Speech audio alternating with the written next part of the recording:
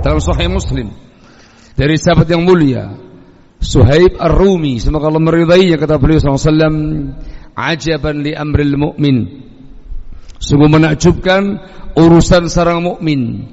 Inna amrahu kullahu lahu khair, sesungguhnya urusan dia semuanya baik bagi dirinya. Walaysa dzalika li ahadin illa lil mu'min, dan itu tidak mungkin tercapai bagi siapapun kecuali bagi yang mukmin yang punya iman.